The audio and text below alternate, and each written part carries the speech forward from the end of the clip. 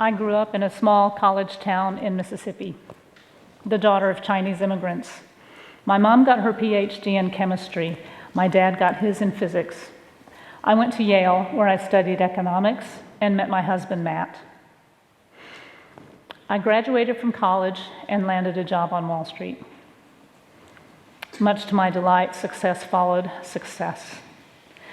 I attained the pinnacle of Wall Street. I managed $50 billion. Numerous news articles about me, a magazine cover. I won the coveted Morningstar and Barron's Manager of the Year awards. And to the delight of my 16-year-old daughter, somehow along the way, I've scored a Wikipedia page. I became wealthy, and I was also relationally rich, with a loving husband and 5 of the most wonderful children that have ever walked the earth. In 1989, I suffered a death-defying, life-defining miracle and catastrophe when I walked out of a jet airplane that crash-landed and broke into 4 pieces upon landing. I retired early so I could spend time as a blissful stay-at-home mom. I loved God. And I did all this by the age of 41. I was fulfilled, I was happy, and I had checked every box. I wasn't actively looking to reinvent myself, but 5 years ago, I studied the book of Esther again. And the words of Mordecai to Esther seized me. And who knows but that you have come to royal position for such a time as this. Like a dog on a fresh bone, those words seized me and wouldn't let go. When I woke up in the morning, when I went to bed at night, and who knows but that you have come to royal position for such a time as this. I pressed into those words and I realized that God was calling me to my such a time as this moment. And what a time this is. We live in a fractured world, a fractious nation. Ours has been and become a culture of contempt. We have seemingly lost the war on poverty. We are nowhere where we need to be in race relations. And in this culture of today, no one is rich enough, poor enough, white enough, black enough, conservative enough, liberal enough. Oh, I don't like today. In fact, my every inclination is to step aside.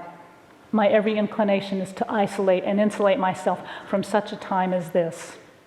But I realized that I was uniquely created for exactly such a time as this. I knew my such a time would be all about poverty. Growing up in segregated Mississippi, I saw up close the racial and economic injustice and the apartheid of the South. When Matt and I got married in our 20s, we decided that fighting poverty would be one of our enduring values. Over the decades, Matt and I have served the poor and fought poverty. You know, when you write small checks, it's called charity. And when you write big checks, it's called philanthropy. We've done both.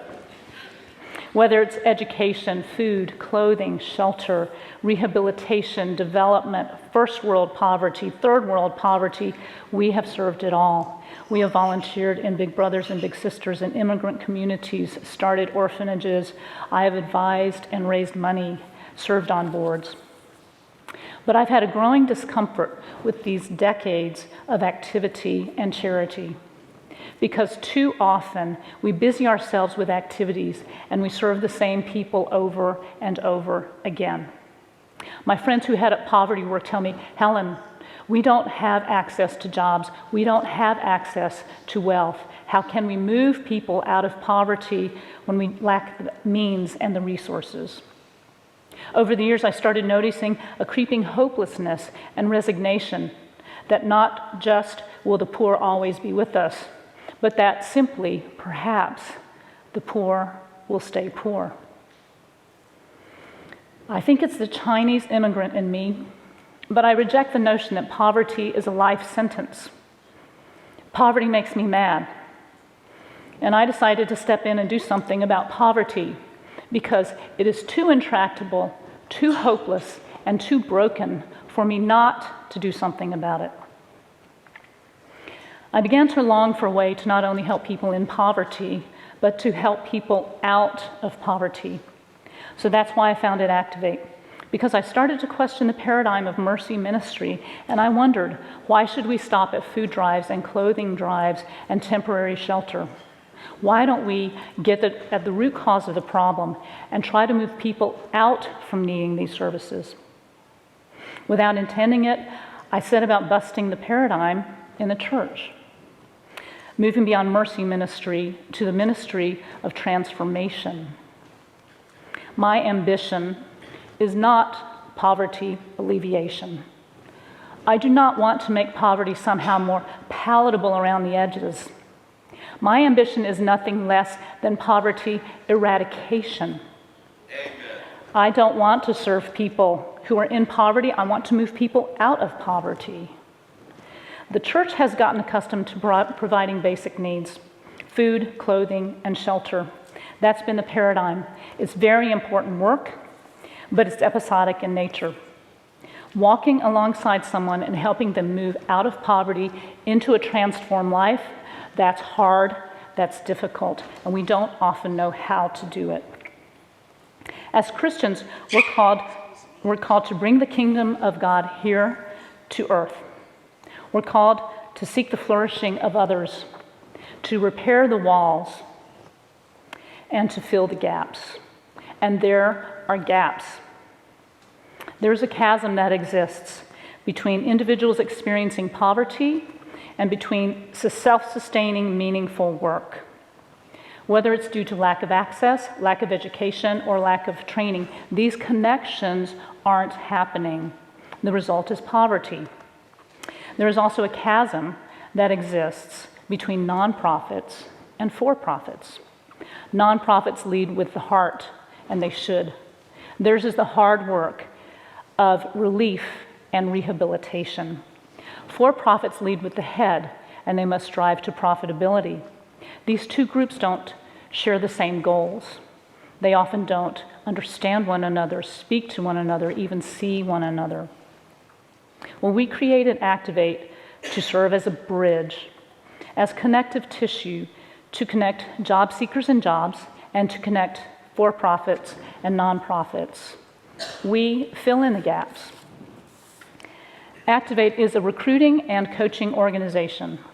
Our mission is simply to activate individuals to their fullest God-given potential through the dignity of work.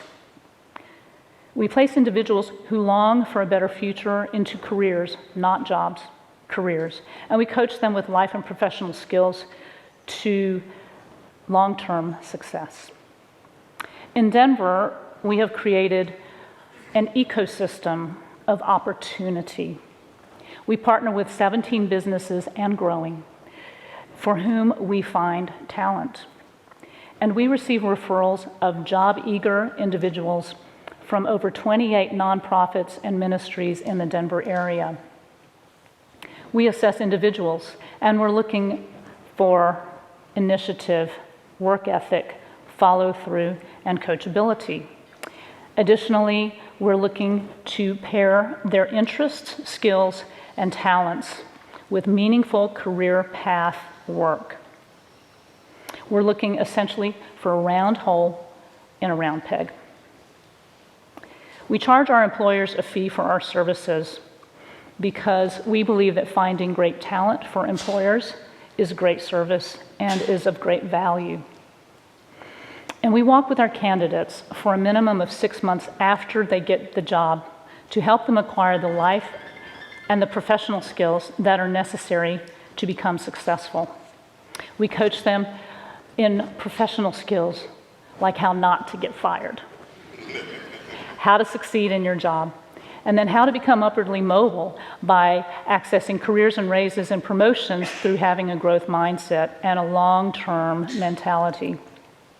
We also teach life skills like how to balance your budget, how to save money, how to pay down debt, how to resolve conflict, how to offload stress in healthy ways. We increase annual incomes by $20,000 on average on day one. Our placements were earning $13,000 before us, and we're placing them into $33,000 careers with full-time, full benefit pathways. After 12 months, 90% of our placements are still retained by the same employer, and they're earning on average $39,000. That's triple what they started at 12 months before. But more importantly, we measure success not with numbers, but with transformation. Transformation like the one that Jesse has experienced. Jesse is a young man in his late 20s. He lost a decade of his life to addiction. He found himself homeless. Highly, highly intelligent with the interpersonal skills of a CEO, Jesse ended up in the mission, at the rescue mission. When we placed him, his self-confidence was shattered. And we placed him into an electrical apprenticeship 7 months ago.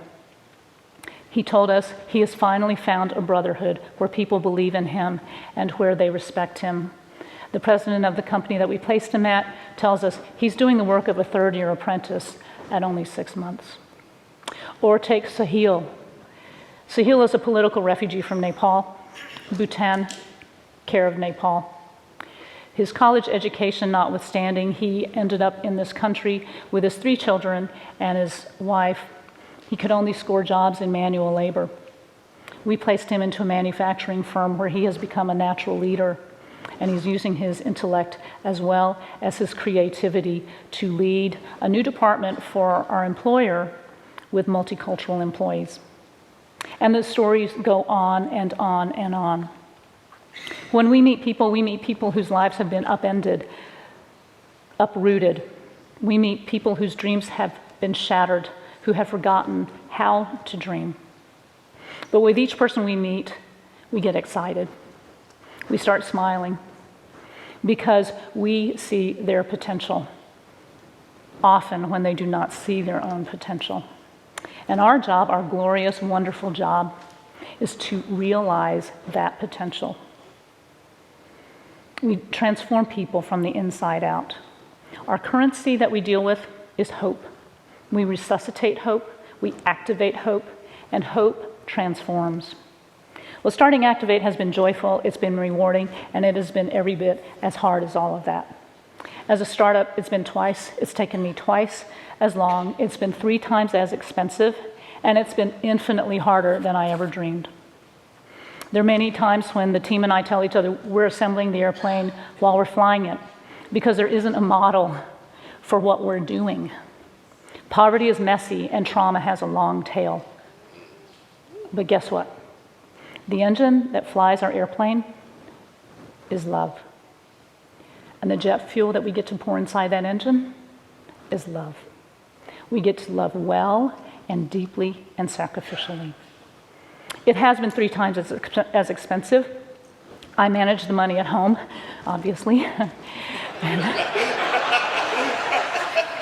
And I told my husband, hey babe, about a year ago, I told him, hey babe, this is really costing us a lot of money. And he said, that's why we have it. It's been infinitely harder than I expected. This is hard, and it feels like work. This is the hardest work I've ever done because poverty is messy and trauma has a long tail, because people perceive low income as low quality, because I'm trying to mend what's broken, because I'm trying to eradicate poverty. This is the hardest work I've ever done, and it is nothing less than that, what I'm asking of all of my placements. And yes, I'm busting paradigms. I'm bringing about wholeness, but I'm busting them in myself, and I'm bringing about wholeness in myself. From childhood, I have known 2 things, that we are to love God and love our neighbor. Love God and love our neighbor. But how? I don't like the parable of the Good Samaritan. I never have. Because if I ask myself, I realize I would prefer to love my neighbor from afar. I would prefer to write checks and volunteer and raise money. I prefer to stay in my lane and rush toward my agenda. Because if I don't see the need, if I'm isolated and insulated, then I won't have to stop and be an agent of healing. I don't have to get messy. I don't have to endanger myself. And I don't get to love like Jesus describes love. But now I finally get to experience what love looks like. I'm busting that old paradigm in myself because I've moved out of my lane. I've interrupted my agenda. I've taken a major detour. I've crossed over, and I'm seeing the need. I'm getting down off my donkey, and I'm binding up the wounds. I'm bringing about healing. And like the Good Samaritan, I am staying with until I see my neighbor back to wholeness. As I do this work, which I love, it has cost me dearly. It has cost me dearly, and I have given everything that I have had to give.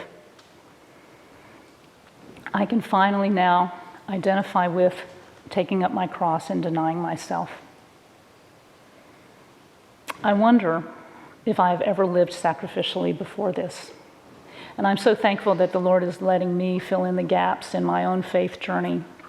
He's letting me bust my old paradigm. He's letting me experience the fullness of living with Christ, denying myself, taking up my cross daily.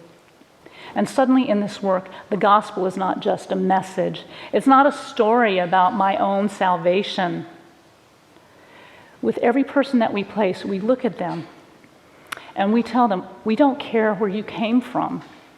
We care about your future flourishing. This is the story and the message of grace and redemption. And I get to do this every day. I get to be flesh and blood. This is the gospel. This is grace. This is redemption. And I'm so thankful to the Lord that I get to fill in the blanks. Well, how can you join us in this work of co-creation and transformation? You and I were uniquely gifted, resourced, and called for such a time as this one. And so I encourage you to bring it all to the altar.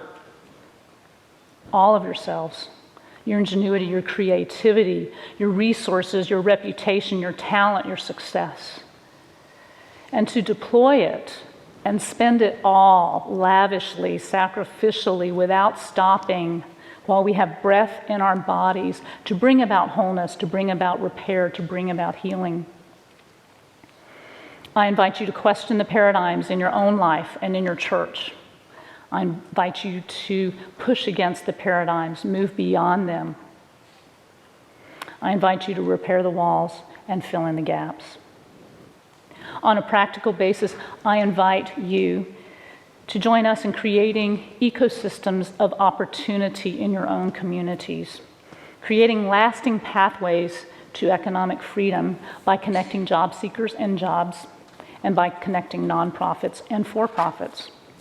Poverty programs should be equipped with coaching and mentoring and actual work experience.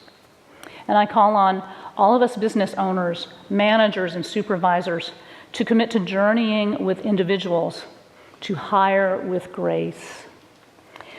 Through intentional hiring practices as we teach and coach and model how to work, how to become successful. This is a gift, a free gift that we can extend to our employees as we hire intentionally. And we need to join together.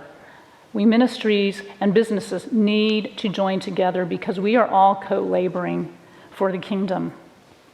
When we link arms together, we can be unstoppable. I believe that we as a church can drive and determine and define poverty eradication like nothing else that is happening on the globe or on a national level. I believe that we can eradicate poverty. It is a bold belief, it's a crazy belief, but I believe that we can do it. Why settle for anything less?